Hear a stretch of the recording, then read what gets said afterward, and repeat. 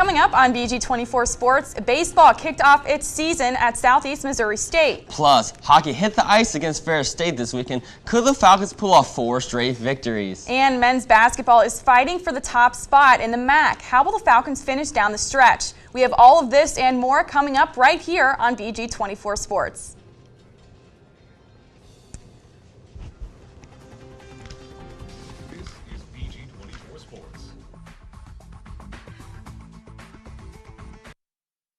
Welcome to BG24 Sports. I'm Katie Wernke. And I'm Terry Lash. Baseball opened up its season this weekend against Southeast Missouri State. They ended up losing the series 2-1. They won the first doubleheader game on Friday, then they lost the second one, and they lost on Saturday. So it was 2 high-scoring games on Friday, but there is a lot of youth on this team, Terry. You're right. They brought the bats out for the first couple games, split those, not so successful on Sunday, but you mentioned it, Katie. Youth is the word of the day for the Falcon baseball team. 10 freshmen, 14 newcomers to the program. It's going to be a lot of new guys that are going to have to step up for the Falcons, and it's going to be put on the players like seniors Brian Bean to mold these guys into the type of players that Coach Danny Schmitz wants out of his club. Absolutely. 44% of this team are newcomers. When you lose a lot of seniors that sort of took the leadership role last year, you lose TJ Losby, Mike Frank, Jeremy Shea. The Falcons had to replace 6 spots around the field. That's a lot of pressure to put on some of these newcomers. Absolutely, and high school baseball to college baseball is a whole different game. It's a whole different set of pitchers, throwing a lot faster, a lot more curve on their stuff, and it's going to take time to adjust. And I think we're going to see those struggles throughout the year. They were picked 4th in the MAC East going into the season. Let's see where they end up towards the end of the season, though. Absolutely. Danny Schmitz is in his 25th year as head coach for the Falcons, so he's sort of used to having these transition years. But if we take a look at last year, not really what the Falcons were expecting. They came into the season last year as defending MAC champions. They ended up going 2-0 in the MAC tournament. Yeah, it was really sad to see players like TJ Losby go out in their career to end on that bad note. And it just shows you in baseball, one year they're the champions, and next year you're more in the middle of the pack. That's why you see the Falcons this year picked 4th in just the MAC East alone. So we don't know where they're going to be heading towards in this season. Absolutely. Kent State was picked first, then Miami, Akron, and then Bowling Green. So it's going to take a lot for this team to sort of come up from behind almost. They're sort of going to be the underdogs coming into this season, and I think it is because of that team youth. And I think you're right, and that's going to put a chip on their shoulder throughout the season. And you know when you're starting towards the bottom, you can only go up from there. And you have these younger players, no one knows much about them. We don't know much about them.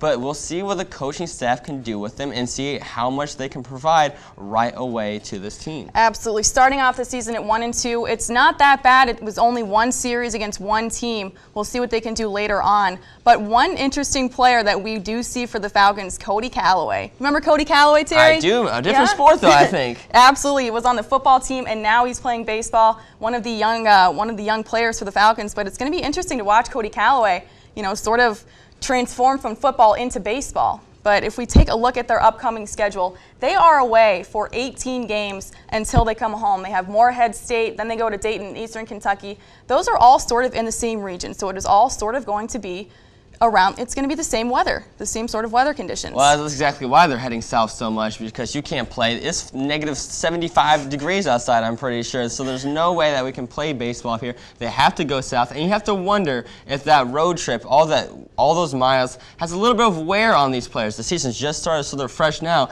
Talk to them in 2 weeks, see how that's starting to drain on the team. Absolutely. When they don't play at home until March 18th, and actually in this away game rotation, they are traveling over 5,000 miles across the country to play these games. So that is a lot of traveling. It's a lot of hotels, a lot of late nights.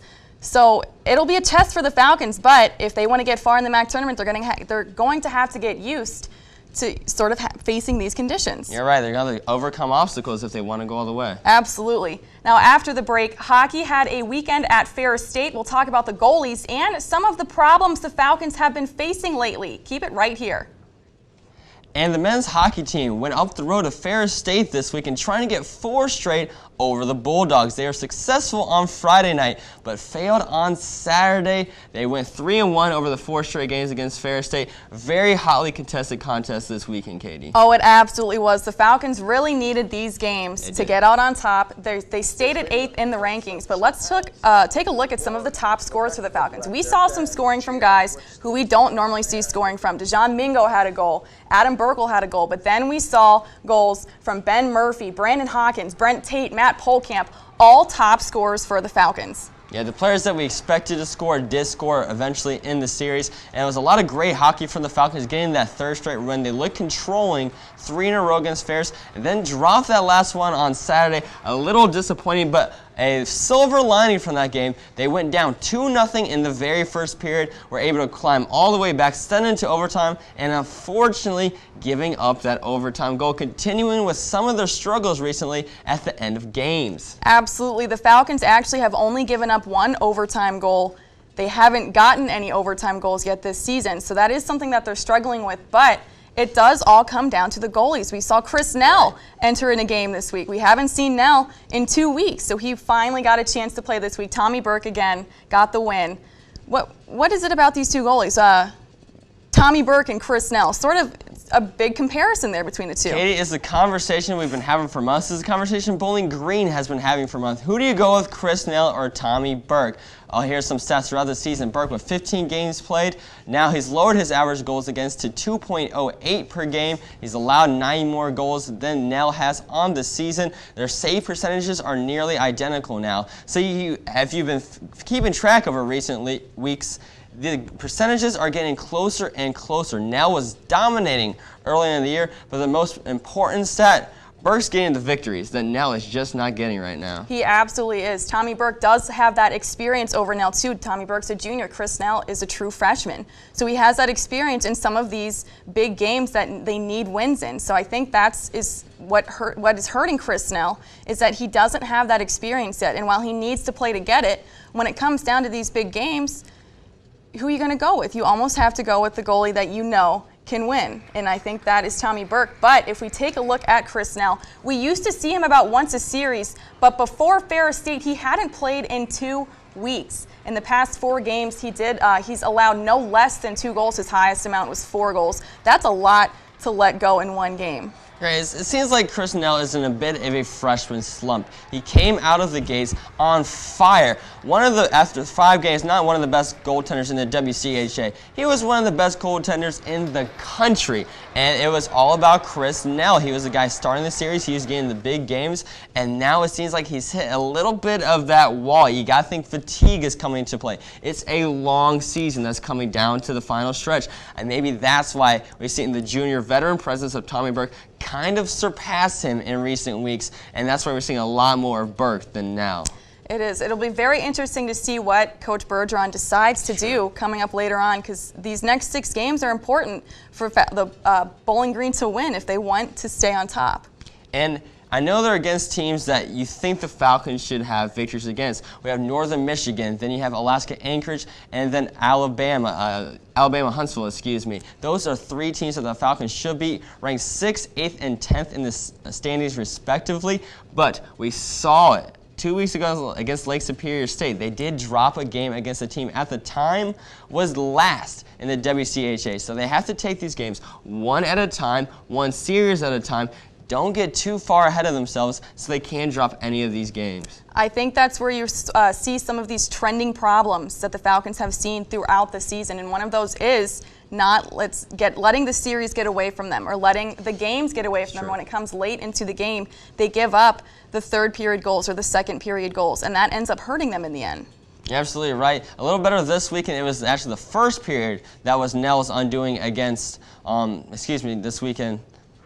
I'm coming up with a blank. Who did they play this weekend, Katie? They played Ferris State. Yes, Ferris State this weekend. 4 games in a row, I've lost my mind. Against Ferris State this weekend, it was the beginning of the game that kind of undid them. Now, it seems like if they can get that next series against Northern Michigan, maybe they can start changing things around and get those victories and get both wins through the series. Absolutely. I think the biggest thing is giving up those late goals and giving up those overtime goals. But it will be interesting to see Tommy Burke or Chris Snell. That's like you said, it's the debate that has been going on for the season. All season It'll long. continue on through the WCHA tournament. It'll be very interesting to see. I would say that in these last few games, let Chris Snell play a little bit in the games that you know that you should win.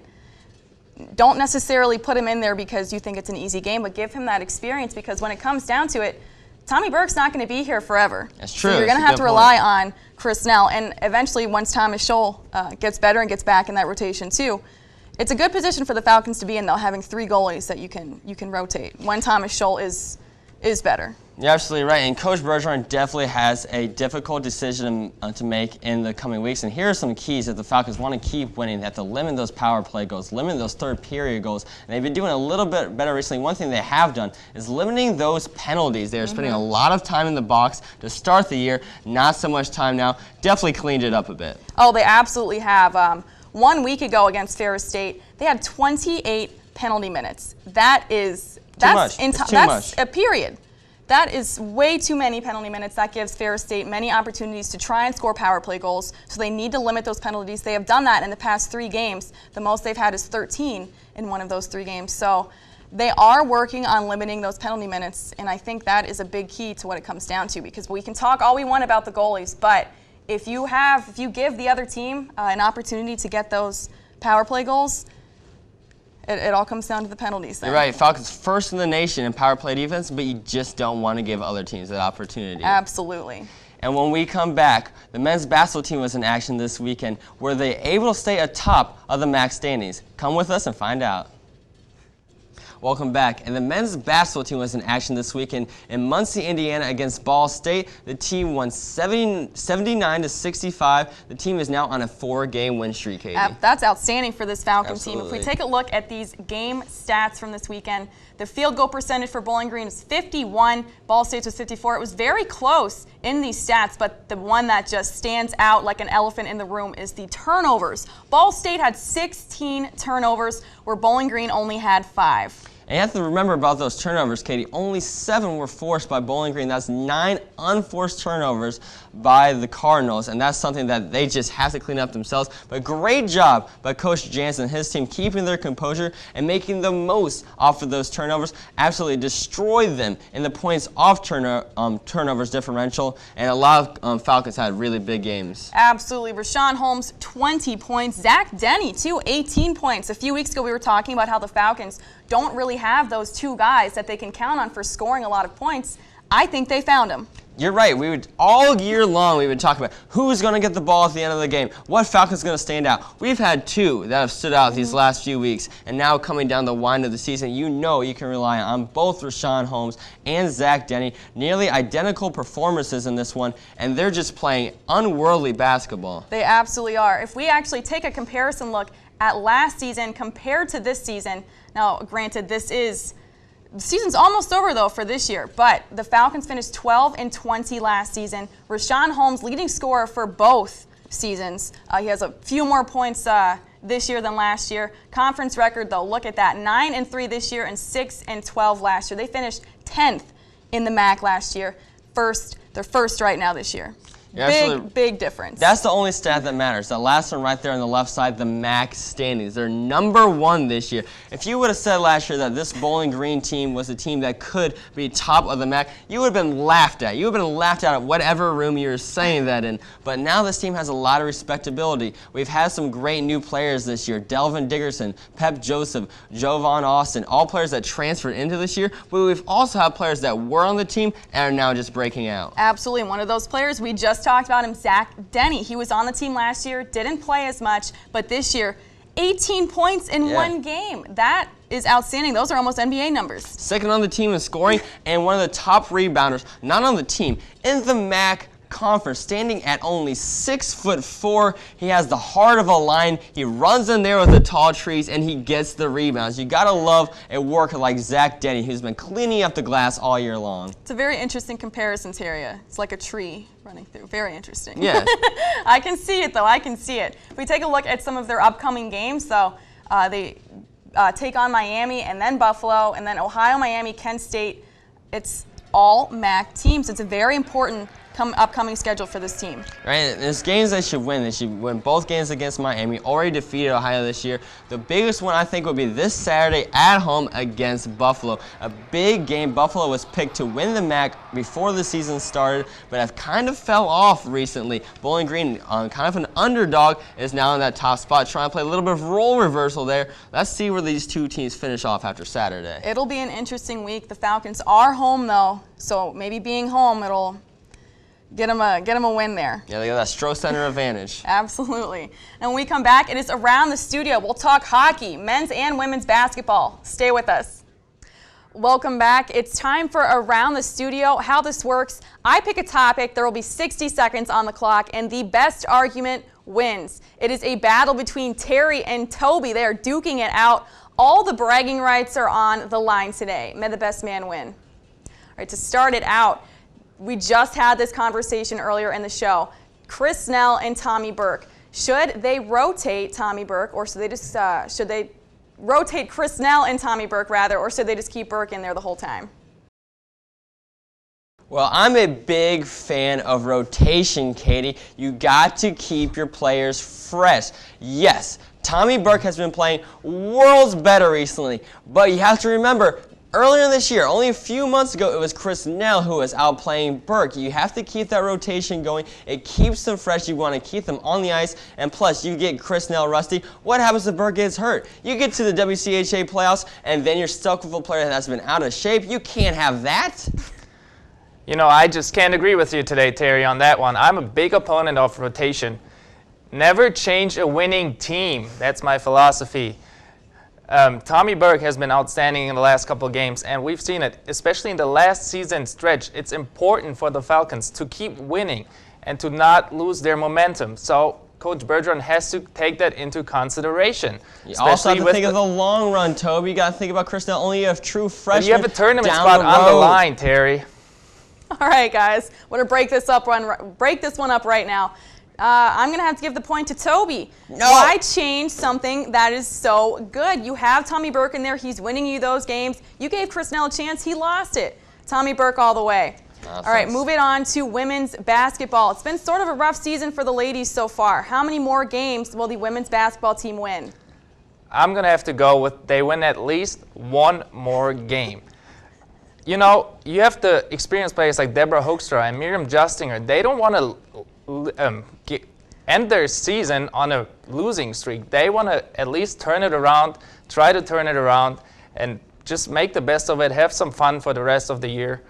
And I'm going to stop you right there, Toby. It is going to be 2. I'll go on record. It's not at least 1, maybe a little more than that. It's 2. They're going to win 2 more games this year. They're going to beat Miami, and they're going to beat Miami handily like they did the first time this season. And this week against Kent State at home in the Stroh Center, they're going to pull off the upset. They're going to beat the Golden Flashes. Toby, you're right about something. You got those competitors in Deborah Hoekstra and Marion Justinger that have tasted the success of Bowling Green women's basketball, and they can't go away from that. They need at least 2 more victories to quench that taste. All right, Terry, you have this one. 1 victory, Toby? Come on, come on. All right, men's basketball now, switching it over to the guys. Will the team be first in the MAC tournament? Will they get that #1 seed?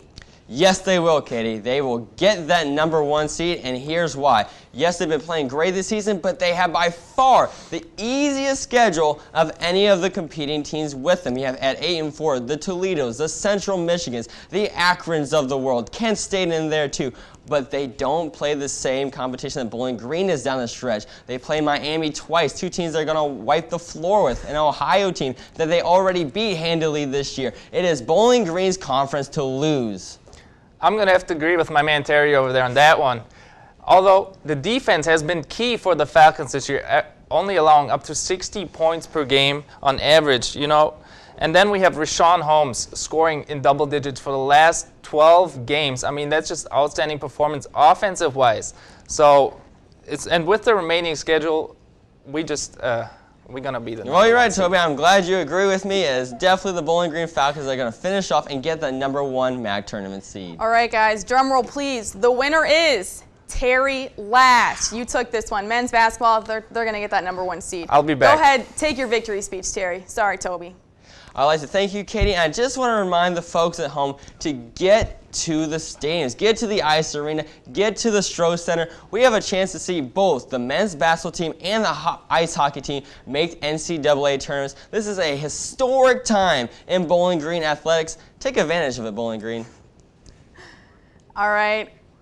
Thanks, Terry. Congratulations on that win. I think you're starting to run away with these around the studio wins. We got to, Toby, gonna have to take the win next time. All right, when we come back, we'll give you our pick of the week, and we'll also take an inside look at basketball senior Erica Fulenkamp. Stay with us. For years, Erica Fulenkamp shined bright on the volleyball court, but now she's setting up screens instead of spikes. Reporter Toby Fleming has more on the story for the player that ditched volleyball for basketball. Senior Erica Fulenkamp joined the Falcons halfway through the season. Her college basketball career began after her volleyball career had ended. Fulenkamp was a 4-year starter on the BGSU volleyball team. The last time she played basketball was in high school. Definitely a bit of a learning curve, having to learn the plays and just how college basketball is a lot faster, a lot more physical than high school basketball. I kind of developed week by week, and here I am. The transition to the college game forces Fulenkamp to exercise patience. Adding Fulenkamp to the roster was a clever move by the BGSU coaching staff. She's played in 10 games and scored 4 points so far for the Falcons. Although her offensive numbers don't seem impressive on paper, Fulenkamp has impressed Falcon head coach Jennifer Roos since their first conversation. And she's like, well, Coach, I couldn't call you earlier because I was actually at the YMCA shooting some baskets. So as soon as she said that, she had me. Another thing Fulenkamp has is the opportunity to make her athletic career last a little longer. Reporting for BG24 Sports, I'm Toby Fleming. Fulenkamp has been playing in the post to help replace Abby Siefker, Lauren Webb, and Erica Donovan, who all suffered season-ending injuries earlier this season. Now, Katie, big game this weekend, and here is our pick of the week. Home against Buffalo, the men's basketball team. I'm going with the Falcons. Javon Clark off the bench, big game. Okay, I'm going to go with the Falcons too, but I'm going to say Zach Denny. He's going to take over Rashawn Holmes for the leading scorer in that game. But that is all we have time for today. Follow us on Twitter for breaking scores and news. And check out our website at BG24news.org for more videos. I'm Terry Lash. And I'm Katie Warnke. Have a great night.